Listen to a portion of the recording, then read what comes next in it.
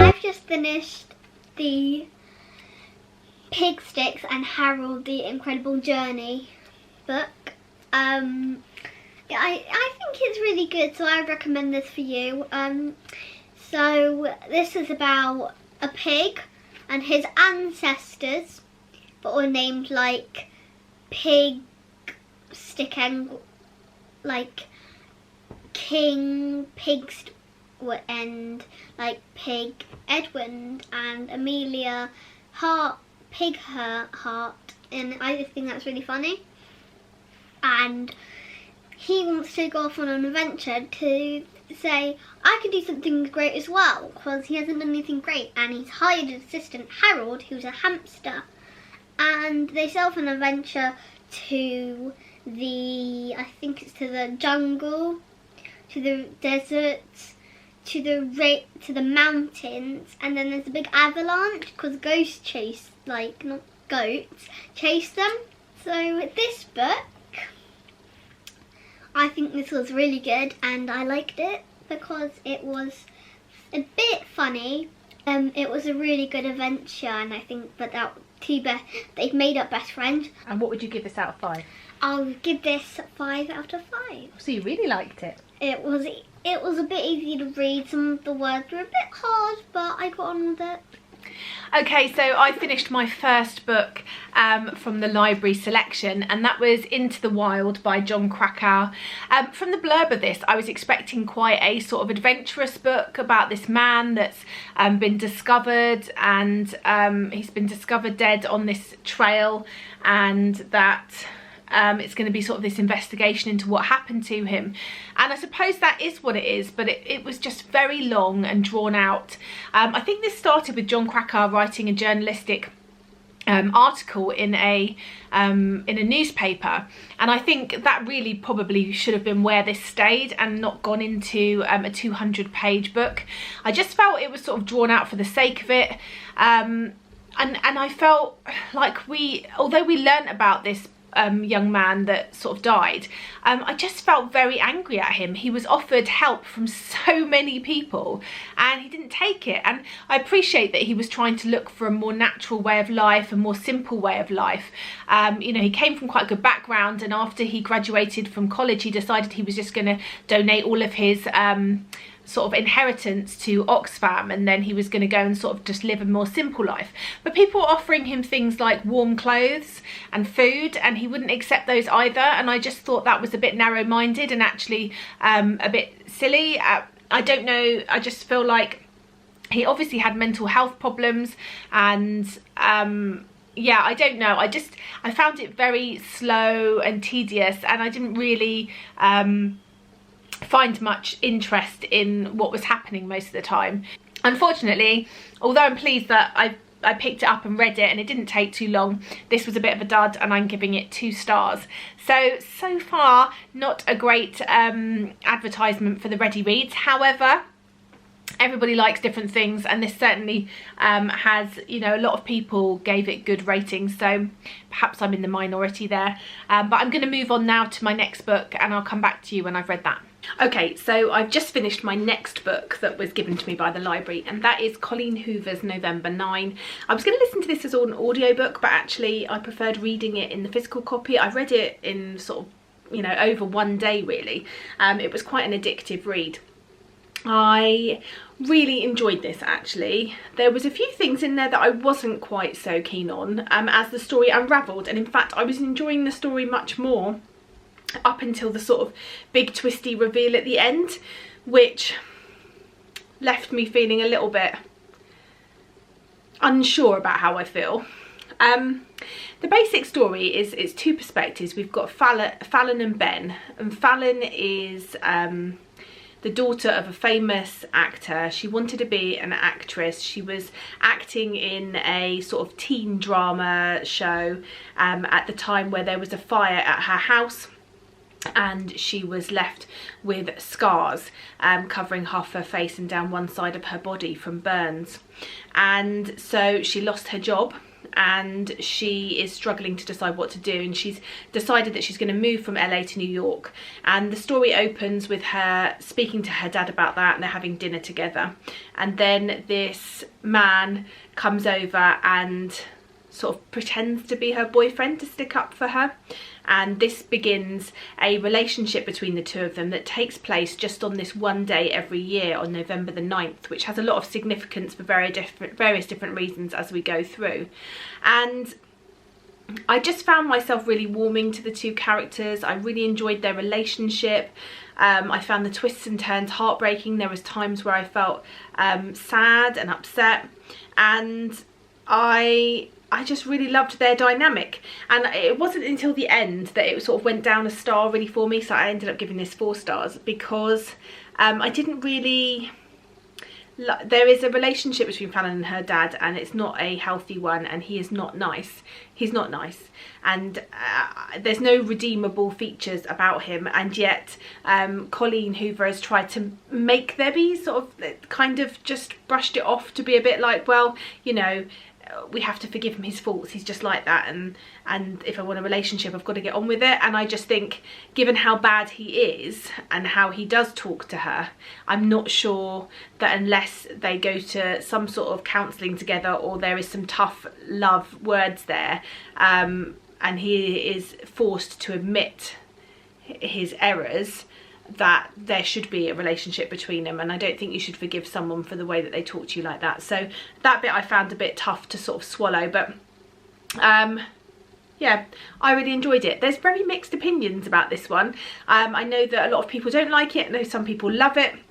And I'm going to sit in the sort of liking, not loving, but really liking, I suppose. It did what it said in the tin for me. With these books, I always find that they pull at your heartstrings, and there was just that one problematic bit that I didn't really enjoy at the end. So I'm going to give it 4 stars. And yeah, I think you should be aware, if you were going to read this yourself, that there is trigger warnings in here for suicide, and for alcohol abuse, and for arson, and for obviously scars and low self-esteem and things like that. So yes, 4 stars to this one, and I'll come back to you when I've read another one. Hi, me and my mum have just read El Defo. This is my mum's book. The other one of the library is on there. What I liked about this book is it tells children, like, you shouldn't be mean about a person who's deaf, because they're absolutely fine the way it is. And just imagine how hard it is. Imagine if you were deaf, lip reading, and yeah, that must be really hard. And the lady who wrote this book is deaf, and this is her story of childhood. I like that these are all drawn as bunny rabbits. I think it's really cute. My favourite character in this book is probably Martha. She's her friend who but they broke up with, because her friend accidentally got the little girl in the eye of a twig, and his eye bleeding, and she got all fuzzy and she needed glasses, and she broke up. At the end they make friends. So I think Martha's quite a kind and brave girl. Also old defo, so I like them. I would recommend this book 5 out of 5. So Matilda really liked this one, and actually I didn't realise I had it on my shelf, and I'd sort of been waiting till she got a bit older to give it to her, but actually I think it was the perfect age, so I'm really pleased that the library sent her this one. And as she said to you, CC Bell, the author of this, is actually, she's not completely deaf, but she is partially deaf and has a hearing aid, and so the book really discusses what it was like for her growing up at school, the way people treated her, people who were even trying to be kind often made things worse by the way they were speaking, and she explained some things that, you know, I didn't know, and I'm sure Matilda didn't know. Things like it's harder to lip read if you're really exaggerating how you're talking, and actually it's easier, or it was easier for her, it's probably different for everybody, to lip read when people spoke just normally. Also sort of the hearing aids and the feeling of different, and feeling that you look different.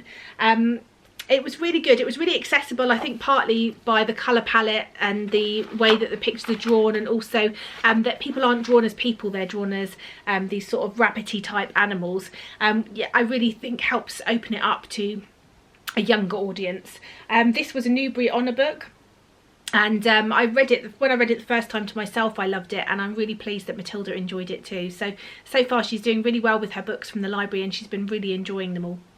Okay, so I've got a bit of an update on my library books that I've been reading. I read the first couple of chapters of The Running Hare, which is by John Lewis Stemple, and this just isn't for me. I wasn't enjoying it. I wasn't getting on with it. I wasn't really sort of understanding a lot of it, and I just think maybe this is not the avenue that I want to explore nature-wise, so I DNF'd this one. And then unfortunately I also DNF'd this one, which is The Wife's Tale by Ada Edamariam. And although this is interesting, it's the story of Ada's grandmother, I believe, but there is a lot of religion mentioned in here, and the sort of time period it's set in. I don't know, just something wasn't working for me. I wasn't really understanding where we are or what was going on. The writing style wasn't working for me, so I've DNF'd that too. So I'll come back to you when I finished a book next. Me and Mummy have just finished reading The Breadwinner, the graphic novel. This is set in Afghanistan. This is about a young girl who has to dress up as a boy to provide for her family when her father is taken to jail. It's a short graphic novel, but I really like the pictures. Mummy had a little cry at the end. But this is filled with hope and bravery and adventure. I rate this book 4 out of 5. Okay, so I didn't like this book. I read the few pages with my dad. I didn't like this book because it had a bit too small speech bubbles, but I couldn't read to myself. I haven't really read all of this book, but I don't like it so far. So I decided to DNF it. So here is the book Roller Girl that me and Mummy have just finished. What this book is about is it's about a girl called Astrid who wants to join this roller girl club, and she breaks up with her friend Nicole because Nicole makes a really good friend with Rachel. She's a really big meanie and she cares about how she looks, not like friendship. And she starts to join and she makes friends with a girl called Zoe, and they dye her hair blue, and her mum's like, what? And she joins she has classes every day and they practice, and she writes these letters to Rainbow Bite, who's a very really good player. But this is a graphic novel. I would give this book 5 out of, drum roll please, 5. Okay, so I've just finished another one of my books, and I'm going to make this the last one of this video, and then we're going to make a second video, so we should have 2 videos following up on this. We've both been really enjoying just working our way through the books. This is the one that I had on my shelf already, but I did read the library copy of Buzz by Thor Hansen, and I'm just really pleased, if nothing else, that the library has encouraged me to pick this up off my shelf. I don't mind that I already have it because I haven't bought the library one, it's something I've borrowed, and it really did give me the push to pick this one up. And I just am fascinated with bees. Since childhood I've had a phobia and quite a fear of bees and wasps, and as I've got older and had to be braver because I've got a child and I have to protect her from bees and wasps, and you know, working in a school, sometimes we get bees and wasps in classrooms and things, and just had to sort of show the children that there's nothing to be scared of, even if you're feeling frightened yourself. I've definitely learned a bit more about bees and become more respectful for them. And one thing this book has really opened my eyes to is that there's literally thousands of different species of bee. And I think, you know, you think to yourself that maybe there's 3 or 4, but there is loads of different species of bee, and they all do different things, and they are all so evolutionary amazing. I made a note here of something that I read in the book that I just thought was super interesting.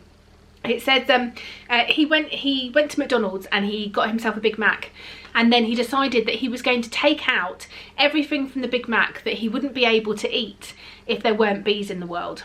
So he ended up just being left with the burger bun, but with none of the sesame seeds. He took off all 248 sesame seeds with tweezers, and the burger patty. although it could be said that in some instances the cows grazed on certain things that were pollinated by bees, but he said that not enough for the patty, so it would just be a plain burger. So the sauce, the lettuce, the cheese, all sorts of those bits all had to come out because they were very largely full of ingredients that would need bees in order to produce the things for pollination. And you know, we heard in 2006 when there was lots of things going on with bees and there was this sort of massive decline in bees, how important they are to the world, and they really are that important. I know where I live there was an actual sort of bee type theme park made, which didn't sustain unfortunately, but was really nice to go to and learn a bit more about bees. And I just think they're such an important part of our world. I find them fascinating, the way that they adapt and change. So I love this. I've got loads of bee books, and it all sort of came about a little bit from the fiction book Bees by Lalin Paul, because I just thought that was very interesting. This sort of fictionalised account written from a bee's point of view, and just really got me intrigued in this sort of roles that the bees have and the things that they do to communicate with each other. I'm just fascinated. So I really did enjoy this. I didn't give it 5 stars because I think it's one of those books that will benefit from a reread, and you can't take everything in all at the same time.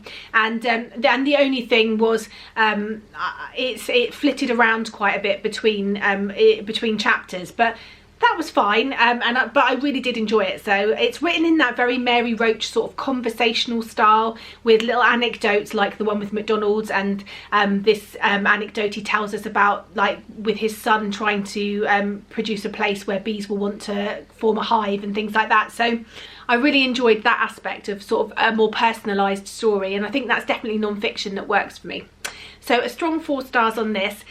So far I've had a couple of DNFs, I've had a couple of 4 stars, Matilda's had some 5 stars, and I think she's a much more positive rater than me. And I think they've done really well with the books that they've sent her actually. So we're really feeling quite positive about this. So we've both got about half our books left to read, so we will make another video talking about those. And yeah, we'll see you in the next video, and we look forward to carrying this on over the summer. We might do another round of this because we've really been enjoying this sort of surprise element of someone picking books for you might not have picked for yourself. Okay, well, I will see you in the next one. Unfortunately, because of obviously having Matilda in these videos, I have had to turn the comments off because there's a child in the video and some children may watch the video. Thank you for those of you who are watching, and if you want to show that you've enjoyed this video, you found it interesting, please give it a thumbs up so that I know you've seen it. And yeah, I look forward to speaking to you soon. Bye for now, BookTube.